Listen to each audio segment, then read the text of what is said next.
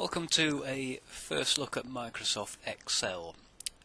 What I'm going to do for this introductory session is just to show you a few of the things that you can do, and then later on we'll get into exploring all the different options and possibilities that the program offers.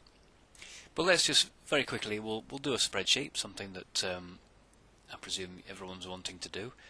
And we'll do something very simple. Let's imagine you've got a small business and you just want to record a few sales figures for the first 3 months of the year and then create a small chart. Something very simple to maybe show the bank manager. So we'll start off by putting the title of the business in, and we'll call the business something very simple like XYZ Limited. And we might want to put what the spreadsheet is about, and it's recording sales of things. So there we are. That's what I'm going to put. So I've typed that in, press the enter key, and we move down to the next row. What I'm going to do now is put some information in about what's actually on the spreadsheet. We'll put the labels in first. So I know I'm going to record the first 3 months of the year. So if I type in there January. Now I'm not going to press enter just yet. I'll show you something clever that Excel can do for me. I want to put in February and March in the next 2 cells. All I need to do is just put the mouse pointer at the bottom right of the cell there and just drag across, and you'll see it automatically puts February and March in there for me, which is very kind of it. It does all sorts of things like that.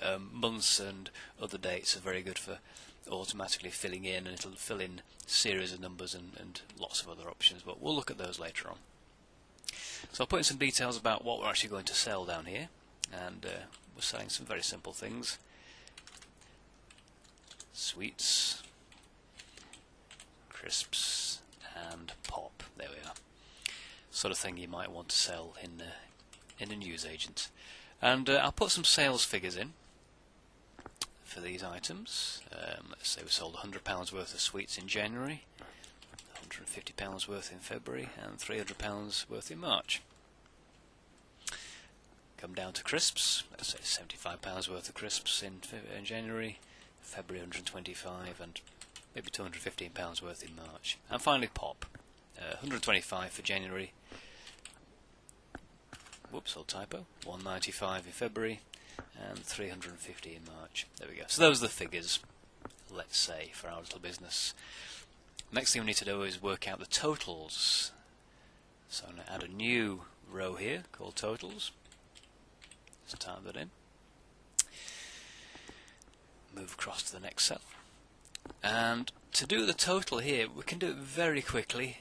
What I'm going to do is select all 3 cells there and press this little magic button up here called Auto Sum, and have a look what happens when I press that button. There we go. The totals pop in automatically for all 3 columns. I also want to work out the totals for each of the 4 rows there, sweets, crisps, pop, and the grand total, so add up the totals column. So I'm going to put another label in. It's called totals at the end of that row of months in column E. And again, I'm going to select 1, 2, 3, 4 cells, click my auto sum button, and voila, the totals go in automatically. Obviously, this 1635 figure is equal to that, and is also equal to that, so they should match. You can actually test this, so you might notice down here at the bottom of the screen, as I select the numbers, it automatically tells me what those are added up, so you can actually verify that Excel is calculating correctly, which I can promise you it does do. Well, that's our table of numbers. Looks very interesting, but it looks a bit plain, so I'm going to jazz it up a little bit, make it look interesting. First thing I'm going to do with our title is to make the title go across the whole table of numbers. And so I need to select all the cells that the title goes across, including right up to the end of the table. Little button here called Merge and Center. Click on that. What that does, it merges all those cells together, centers the actual text in the middle. We might make that bold. We might possibly underline it. There's some border options here, so underline it there, and give it a snazzy yellow background. There we go. I'm going to make the labels all bold. That's January, February, March, and totals, and sweets, crisps, pop, and totals. Make those all bold. I'm also going to actually separate the table of information from the title, so I'll insert a row here. Just insert that. Now at the moment that's gone all yellow, I don't really want that. And what I can do here is select the whole row, go to the edit menu, come down to where it says clear, and choose the all option, and that clears all the formatting out of that row, so it's now nice and plain now. I might also want to make the totals all bold here, just to highlight those for anybody looking at it. So we select all those, bold, and I might even want to put a grid on the whole sheet. Now there is a grid there already, but when you print it the grid won't show up. So to put a printing grid on, you need to click on the borders option, click on the grid button, and there we are, there's a grid. Maybe highlight these totals.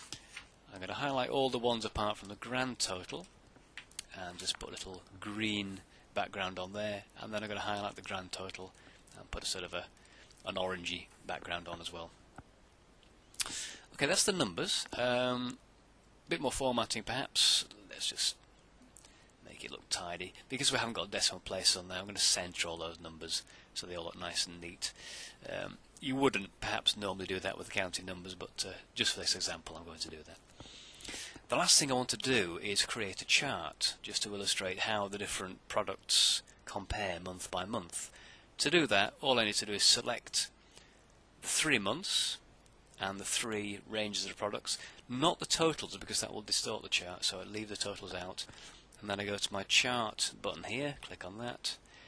The chart I want is already highlighted, and then all I need to do is click finish. There's my chart, just move it across so it's nice and tidily underneath. And so there's my spreadsheet with the chart. Now because I'm going to go and see the bank manager, I want to show him that I'm talking about money rather than just perhaps units of things. So I'm going to highlight all the numbers and turn that into currency. Now what I want you to do is keep an eye on this chart here. At the moment it's just got plain numbers. And I'm going to go to the format menu, click cells, select currency. There's the sample, that's fine, but I don't want any decimal places, so we're going to change that to 0. Click OK. So now my table's updated with pound signs, but also the chart is automatically updated as well, which is quite clever, isn't it? And there we are. That's a nice spreadsheet which I can take to the bank manager, and he will no doubt give me a loan of, well, who knows how much, or throw me out, one of those possibilities. So that's the first look at Excel. Shows you how quickly we can put some information together. And just finally, just to show you the whole point of using a spreadsheet rather than a scrap of paper and a calculator. If, let's say, I'd made a mistake on any one of those figures, normally I would have to go and recalculate everything. But here, let's say somebody comes along and says, well, you've made a mistake there. January should be £95 for sweets. If I type in 95, watch all the numbers change. Okay, you probably didn't see that, so it happened so quickly. I'll undo it. What will change is the total here, and the grand total. So I'll do that one more time. Keep an eye on those 3 cells. There we go. And you probably also didn't quite notice, but the chart will also have changed as well.